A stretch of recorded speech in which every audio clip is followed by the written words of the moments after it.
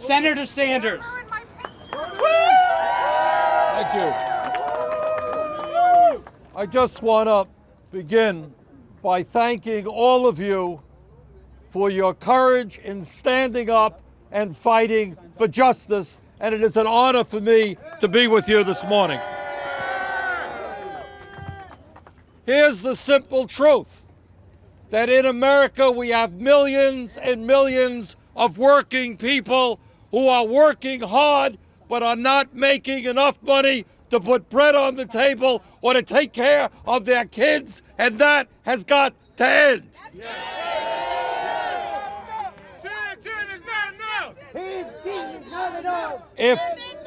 If people work 40 hours a week, they should not be living in poverty. That's right. If people work 40 hours a week, they have a right to have a union to represent their interests. If people work 40 hours a week, they have a right to join with the rest of the industrialized world and have health care for themselves and their kids. That's right. That's right. Now, what's going on in America today is we're living in a country where the middle class is disappearing. We are living in a country where the people on top have never had it so good. And what we are saying today to the head of McDonald's and to the United States government is that the wealthy cannot have it all. Working people deserve a fair shake. That's right. So we're going to say to the president, thank you for your initial steps, That's right. but we have got to go further. The federal government cannot and will not be the largest employer of low-wage workers in this country. So what we are seeing is an understanding that you here, we here, are not alone. In 150 cities from one end of this country to another, people are saying enough is enough. Workers deserve decent wages and decent benefits. Let's continue the struggle. Thank you very much. Congressman Ellison. Let's give it up for Keith Ellison. 15 in the union, everybody.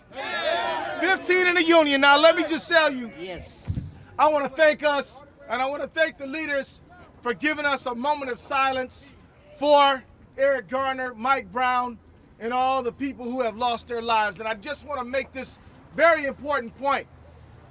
Anybody on the street who has to struggle to sell Lucy cigarettes probably is not making enough money. You follow what I'm saying? In the neighborhood where Mike Brown was killed, unemployment probably 20%. What I'm telling you is these problems with law enforcement and the problem of poverty and low wages is the same problem.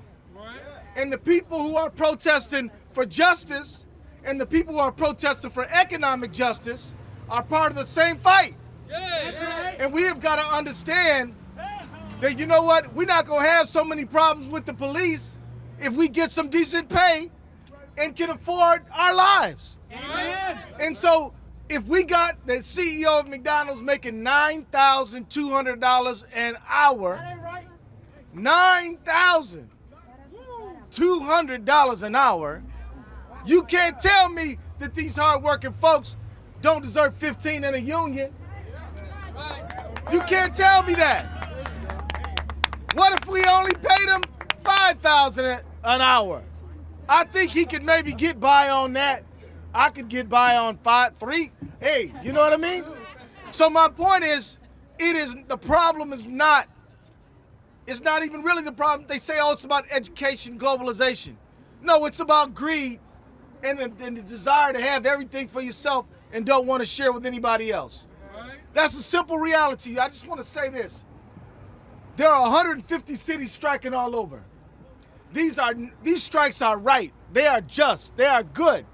You are doing what you should be doing, and Bernie and I are honored to be with you here today, And I just want you to know that the 75 members of the Progressive Caucus agree with you. We support you. And anytime you are pushing for economic justice, we'll be pushing with you. And you said you wanted 10.10 an hour. Well, that's not enough. We got that, but it's not enough. It's not about minimum wage, man. You know, does anybody want a minimum marriage? No. That means you barely talking. No. How about a minimum car? That means you might not get there. No. How about a minimum meal? That means if you eat it, you know, you're taking your chances, right? You know, what I'm saying is we need more than the minimum. Yeah. We need more than the minimum. Yeah. And we're going to keep fighting, and we're going to be in the streets. And I just want to let you know that when you have an economy where people are left out of it, and you have a lot of people unemployed and underemployed and in poverty, then what you see then is law enforcement coming in to keep people in line. You follow what I'm saying? Yeah. So these things are connected, and we've got to think of these things together. Yes, we want the Justice Department to prosecute. Yes, it's ridiculous that somebody can choke a man to death with an illegal chokehold and then not even get indicted. Somebody can unload their clip on an 18-year-old kid and nobody has to answer. When they refuse to indict, what they said is that there's nothing here. There's not even enough for a trial. Not even a trial. Somebody is dead. Somebody's son not coming home. Somebody's father not coming home. Right? These things are the same. Economic justice, justice in our court system, freedom for all Americans. We won't stop fighting until we get there. Thank you, guys. I would like to say thank you to Mr. President for raising our pay to 10.10. But today, we're striking because 10.10 is not enough. Yeah. I make over $10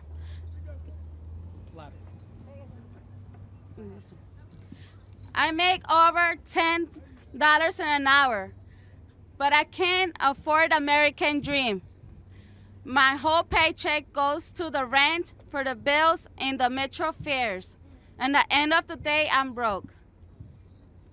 I don't even make enough to help out my parents who are elderly and sick. That's why we need more than the minimum. We need more. We need living wages of $15 an hour, and we need a union. So we don't have to keep striking to be heard. Mr. President, you say someone who serves food to our troops should not live in poverty. You can do more. I want to remind you that fast food workers are striking in 150 cities today. They are making history. But unlike the fast food workers, say in Times Square, unlike the fast food workers who are protesting in Chicago, federal contract workers who work at the McDonald's at the Smithsonian and who work at the McDonald's in the Pentagon, they don't have to wait for the CEO of McDonald's to do the right thing. They only need the CEO of the United States government to do the right thing. The president can act, and he can lead America by example. He can show the CEO of McDonald's the right way forward for America.